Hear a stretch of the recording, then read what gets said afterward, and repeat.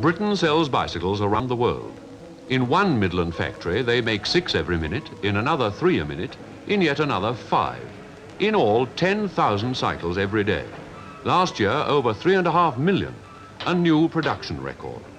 3/4 of these millions went overseas to earn in 1951 well over £21 million. British bicycles have become good business. Tubes of steel and alloy and rubber converted into hard cash, much of it the hard currency this country needs. And with rearmament taking up steel, this big industry may suffer a setback. Behind the worldwide reputation of the British machine lies the skill of the craftsman, blending together the skills of research and design, the crafts of scientist and artisan, the use of modern machines. These British cycles are indeed going places. And to describe the intricacies of the process comes our industrial correspondent, Bertram Mycock. In the thousands of machines flowing from the factories every day, there are many different designs. Every country presents its own problem to the designer. The cycle is made for the rider and for the country.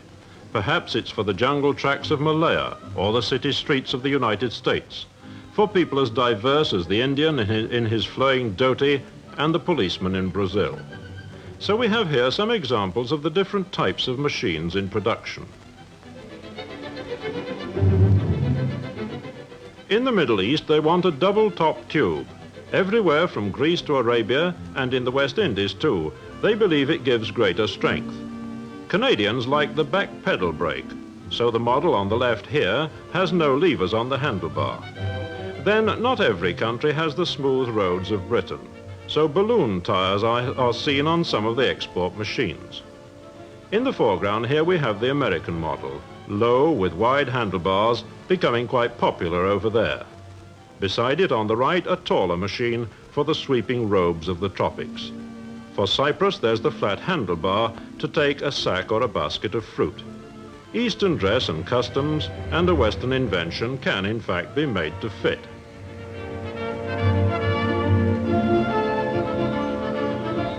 Perhaps the machine for Switzerland looks a little Edwardian with its dress guards and chain cover, but among the mountains it has to leave the beaten track. These are good examples of the way British makers are meeting the needs of cyclists overseas. But it isn't just appearance that counts. The machines have to stand up to hard work and extremes of climate.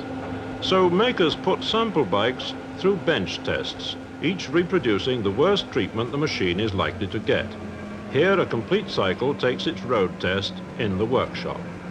And 11 days in this apparatus gives the folks the equivalent of 10 years hard wear on the roads.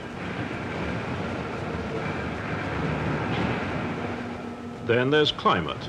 A salt and steam bath tests the finish of the various parts and their resistance to corrosion. Now comes an important treatment for all export orders. A cycle may have to go half round the world in a ship's hold, and it has to have protection on its journey.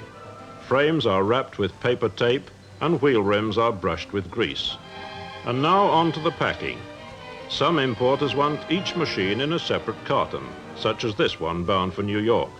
Incidentally, sales in America have been helped by the demands of ex-GIs who learned to like our bikes during the war. Other importers like to assemble the bicycles themselves, and of course this method saves shipping space. This way the individual parts are brought to the packers. These experts then fit them into containers designed for the job.